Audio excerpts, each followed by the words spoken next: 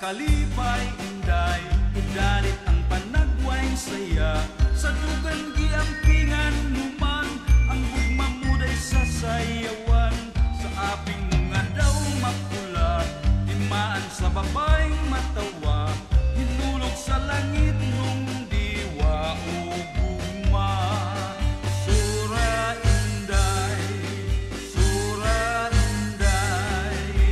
sa imong nga kalipay inday, idalit ang panagwaing saya.